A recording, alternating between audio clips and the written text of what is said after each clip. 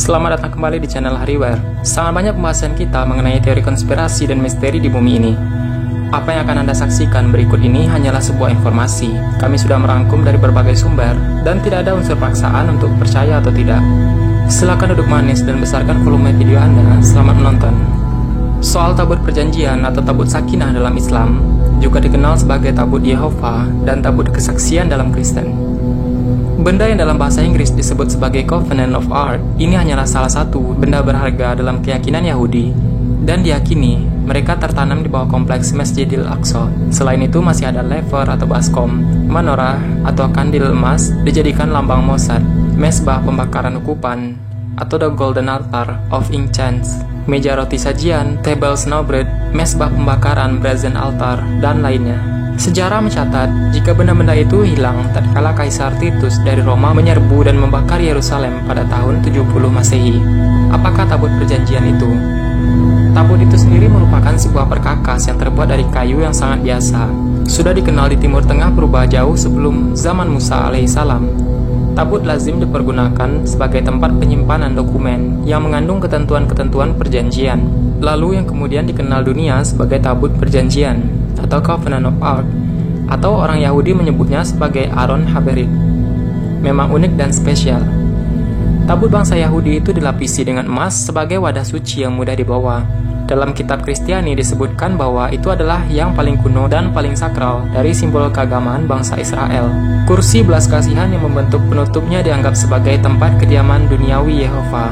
Sesudah penuntasan kemah suci, tabut itu ditempatkan di dalam tempat Maha Kudus, tempat yang paling kudus di dalam bangunan itu.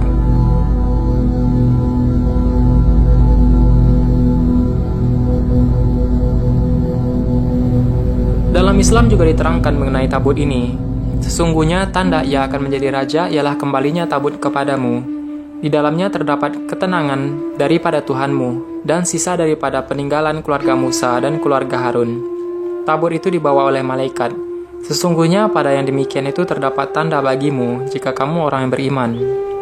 Tabut sebagaimana yang diceritakan dalam Al-Quran adalah satu anugerah Tuhan pada Bani Israel. Di dalamnya terdapat sebuah kitab suci. Ia berukuran 3 hasta panjang dan 2 hasta lebar. Ia mempunyai berbagai keistimewaan. Keberadaannya dulu begitu kuat dan sangat berpengaruh terhadap bangsa Israel semenjak peristiwa Eksodus keluar dari tanah Mesir.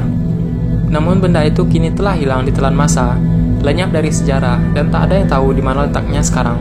Sejarah dari benda ini dimulai dari Yerusalem, kota yang mungkin terlalu suci bagi banyak orang. Di tengahnya terletak sebuah bukit bernama Gunung Moria, yang kini menjadi situs Dome of the Rock, atau Kubah As-Sakrah yang luar biasa. Selain Dome of the Rock, di kompleks tersebut Al-Haram As-Sarif terdapat Masjidil Aqsa. Dari sini, Nabi Muhammad SAW dinaikkan ke langit, atau Sidratul Muntaha dalam peristiwa Mi'raj. Jauh sebelum itu, Nabi Isa alaihissalam menyembuhkan orang buta dan sakit di sini, sehingga kaum Kristiani juga menyebutnya Tanah Suci. 1000 tahun sebelumnya, Nabi Sulaiman alaihissalam membangun bait aslinya di gunung ini, dan untuk menyimpan benda misterius yang disebut The Ark of the Covenant atau Tabut Perjanjian. Di masa itu, tempat ini adalah pusat dari agama Yahudi. Bagaimana tabut itu sampai di Masjidil Aqsa dan bagaimana bisa lenyap dari Yerusalem, itulah teka-teki yang mengundang obsesi. Apa yang terjadi pada benda terpenting di perjanjian lama ini sehingga bisa lenyap begitu saja? Kisah tabut itu berawal lebih dari 3000 tahun yang lalu. Ketika seseorang memimpin 2 juta orang ke Gunung Sinai, siapakah dia? Dia adalah Moses atau Musa alaihissalam yang memimpin kaumnya keluar dari perbudakan Mesir. 3 bulan mengembara setelah mukjizat terbelahnya Laut Merah, ia membawa orang Israel ke Gunung Sinai. Tuhan akan melimpahkan hadiah yang belum pernah ada bagi umat manusia. Dari ratusan hukum yang ada di dalam perjanjian lama, semuanya seolah diturunkan dari suatu tempat. Tapi tidak dengan 10 hukum besar yang dibawa Musa turun dari Gunung Sinai ini. Ada 10 perintah Tuhan yang diturunkan kepada Musa di Gunung Sinai. Dan perintah-perintah itu tertulis pada 2 loh batu. Musa juga membuat tempat atau wadah yang digunakan untuk menyimpan 10 perintah Tuhan yang disampaikan kepadanya di Gunung Sinai, yaitu apa yang kita sebut sebagai tabut perjanjian. Tabut itu terbuat dari kayu keras yang disebut akasia.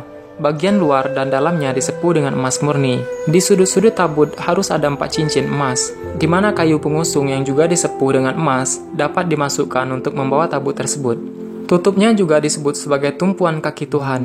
Harus juga terbuat dari emas murni, di mana patung malaikat bersayap emas atau kerubim juga diletakkan di ujung-ujung atasnya dan saling berhadapan. Tabut itu berfungsi sebagai sambungan langsung bagi Musa pada Tuhan.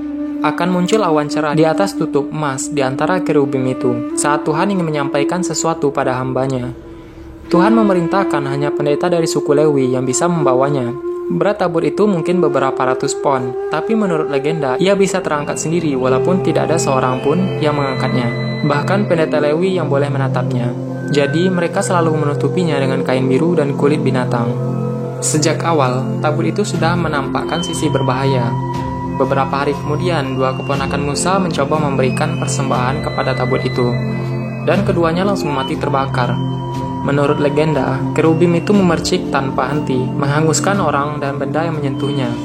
Tabut itu mendampingi kaum Israel 40 tahun lamanya selama mereka mengembara dan berperang. Bersama tabut itu, orang Israel mampu menaklukkan tanah yang dijanjikan. Benda ini mengandung kekuatan dan kepentingan yang tak terbayangkan. Menurut cerita, dalam Alkitab Yahudi, tabut itu dibawa di depan pasukan dalam setiap pertempuran selama penaklukan orang Israel akan tanah Kanan. Ada catatan luar biasa bahwa tabut itu terangkat dari tanah dan terbang menuju ke arah musuh sambil mengeluarkan suara-suara arangan. Satu orang malang bernama Uza hanya berniat menstabilkan tabut tersebut saat tampak goyah sewaktu diangkat oleh para pendeta Lewi, dan ia langsung mati terbakar. Sesudahnya Musa memerintahkan agar dibuatkan kemah atau tenda untuk meletakkan tabut itu, bukan untuk melindunginya dari orang-orang, tapi justru sebaliknya. Sekarang ini terdapat beberapa kemungkinan letak keberadaannya berdasarkan dokumen-dokumen kuno Yahudi. Diperkirakan bahwa tabut ini disembunyikan di Gunung Nebo, di tepi Sungai Yordan sebelah timur. Wilayah ini merupakan negara Yordania sekarang, tetapi tanpa petunjuk tentang keberadaan tabut ini. Ada yang memperkirakan bahwa tabut ini disembunyikan di sekitar Laut Mati di sebelah barat Sungai Yordan. Lokasi ini menjadi perhatian karena dekat dengan situs kuno Qumran, tempat di mana gunungan Laut Mati ditemukan. Di tempat ini dipercaya bahwa tabut dan artefak lainnya dikubur di salah satu gua suci seperti halnya gulungan Laut Mati. Pandangan lain juga mengatakan bahwa tabut ini berada di bawah Yerusalem, dalam terowongan gua. Ada juga yang memperkirakan lokasinya di situs penyaliban, Gordon Calvary, The Temple Institute yang berada di kota Yerusalem Tua, suatu organisasi ultra-ortodok Yahudi yang juga mengabdikan diri untuk merancang dan membangun kembali kuil Yahudi. Mengatakan bahwa tabut tersebut berada di bawah puncak kuil, dan mereka percaya bahwa tabut ini akan timbul saat kuil Yahudi tersebut dibangun. Sekarang ini dipopulerkan oleh buku The Sign and the Seal, The Quest for the Lost Ark of Covenant oleh jurnalis Inggris Graham Hancock. Menurut buku ini diperkirakan bahwa tabut ini dibawa keluar dari Yerusalem kuno pada zaman raja. Banyak versi dari cerita ini, tapi diperkirakan yang melakukan hal ini adalah putra Sulaiman dari Ratu Seba. Putra Ratu Seba diperkirakan bernama Menelik, yang dikatakan bahwa ia telah membawa tabut ini ke sana untuk menjaga keamanannya. Hal ini menurut kronologi kerajaan Ethiopia. Cerita ini juga berkembang di kalangan Yahudi hitam Ethiopia atau yang lebih dikenal dengan Falasa. Yahudi hitam ini yang mempraktekkan Yudaisme menjadi perhatian dunia tatkala pemerintah Israel menerbangkan mereka untuk pembebasan dari penganiayaan politis di tahun 1976. Dalam berbagai keterangan barat, disebutkan jika tabut tersebut digunakan untuk menyimpan 2 loh batu yang berisi 10 firman Tuhan yang diberikan kepada Musa. Namun, yang harus diperhatikan jika ini bukanlah loh batu yang merupakan tulisan Tuhan yang asli. Karena loh batu yang asli sudah dicampakkan dan dipecahkan oleh Musa ketika turun dari bukit dan menjumpai orang-orang Yahudi yang menari-nari memuja patung sapi betina. Hal ini dalam Al-Quran juga disinggung dalam surah Al-Baqarah atau sapi betina, yang banyak tidak diketahui orang. Tabut perjanjian tersebut merupakan bentuk asli dari bait Tuhannya Yahudi. Tabut tersebut selalu dibawa-bawa mereka ketika menuju Mesir, melarikan diri dari kejaran Fir'aun, dan bahkan dalam peperangan. Tabut perjanjian merupakan bait yang selalu berada di dalam kemah suci bangsa Yahudi di dalam pengembaraannya. Kala itu bangsa Yahudi tidak menjadikan Yerusalem sebagai kota sucinya, melainkan bangsa Filistin, merupakan bangsa asli dari tanah Yerusalem atau Palestina. Jadi, klaim Yahudi jika Yerusalem atau tanah Palestina merupakan tanah suci mereka, maka itu adalah klaim palsu. Templar memang melakukan penggalian di bawah kompleks Masjidil Aqsa untuk menemukan harta karun tersebut. Knight dan Lomas, 2 peneliti Inggris tentang Templar, menemukan sisa-sisa penggalian beserta alat-alat ekskavasi Templar di bawah kompleks Masjidil Aqsa. Mereka berdua yakin yakin jika sejak jatuhnya Yerusalem ke tangan pasukan salib tahun 1099, Ordo Sion dan kemudian Templar telah melakukan penelitian dan penggalian di lokasi tersebut. Hasil penelitian mereka berdua ditulis dalam buku The Hiram Key. Kaum Yahudi memang yakin benda-benda tersebut masih berada di bawah kompleks Masjid Al-Aqsa.